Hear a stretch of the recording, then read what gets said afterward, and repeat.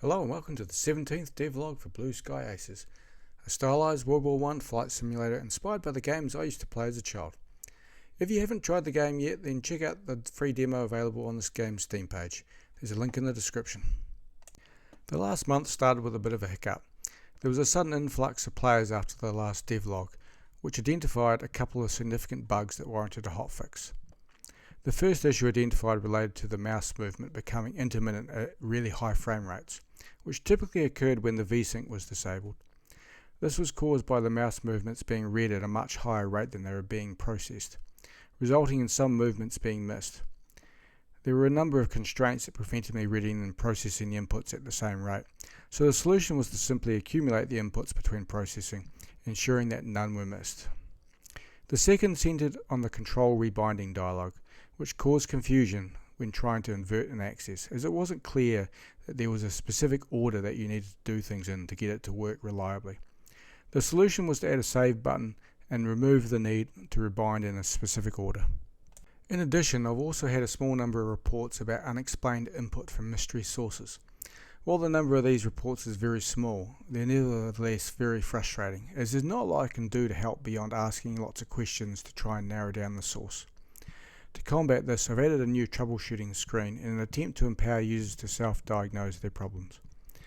From this screen you can see which devices the game is aware of, as well as the last device reported for each input action. You can also disable any troublesome devices within the game without needing to unplug them, and it won't affect any other applications. If this screen has helped you fix any of your issues, then please drop a comment below, as I'd be really keen to learn more about these problems.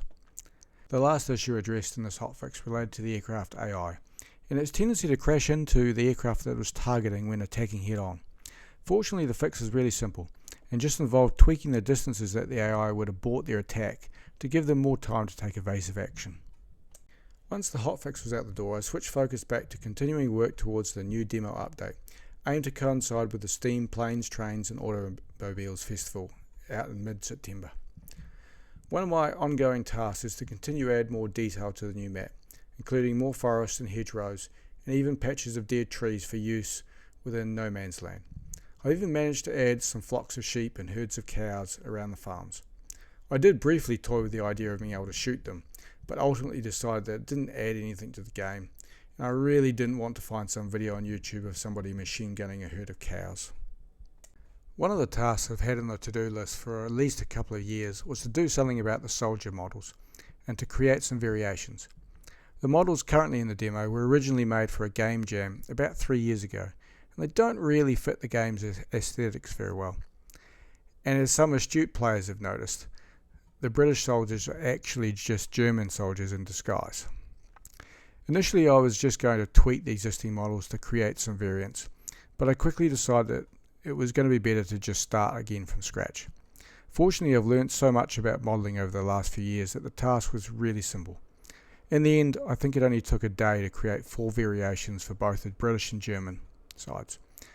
In the future, I'll look to create some more for the French and other forces that were involved in the war.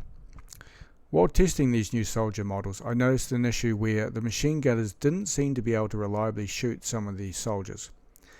After some experimenting, I discovered that the character controller used to control them doesn't seem to reliably detect collisions with fast-moving objects like bullets. But this was quickly solved by adding another standard collider. I've also made the collider reduce in height when the soldiers duck, to make them a little bit harder to hit when they're hiding in the trenches. The next task was to improve the aircraft handling, which is always tricky, as I want to keep the game accessible to anyone, while still keeping the more serious flight sim players happy. I won't bore you with all the details, but the focus was around making each aircraft feel different, and improving the takeoff and landings, and making the stall speed more realistic, as well as improving how the aircraft responded in a stall. The game's AI was also tweaked to improve its ability to fly at low altitude, without crashing into the ground. This was primarily done to solve issues where the AI would crash while attacking an aircraft while it was taking off, but it should also lessen the ability for players to fly low to avoid enemy aircraft. The last task I've worked on during the month was to enhance some of the aircraft animations, specifically around the wheels and the engines. The wheels now rotate while taking off and landing, although I've noticed that the low poly style has the tendency to strobe at certain speeds, making it look like the wheels are actually rolling backwards. For the aircraft with visible rotary engines, the whole engine now rotates instead of just the propeller, which looks more like the real thing. In the future, I want to add some additional sound effects and smoke puffs when starting up the engine, or stalling while vertical or flying inverted, to make it sound more like the engine is spluttering. The next month is going to be a big one, with the new demo update out sometime in the next couple of weeks. I'm currently just polishing and bug fixing, with the aim of getting a beta build up for initial testing in the next few days. I'm also really looking forward to the Steam Planes, Trains and Automobiles Festival, as it should hopefully provide a lot more visibility for the game to pick up some more of those all-important wish lists. We're also busy working on some new aircraft such as the Moraine Solna and the Hansa Brandenburg. Okay, that's all for this time. If you enjoyed this, then please hit the like button. It's a tiny thing, but it really does help the channel out. And click subscribe so you don't miss out on the next update. If you'd like to give the game a try, then check out the link in the description to the game's Steam page where you can play the demo for free. And don't forget to wishlist it so you'll be notified when the game is released. If you got this far, then thanks for listening, and I'll see you again next time.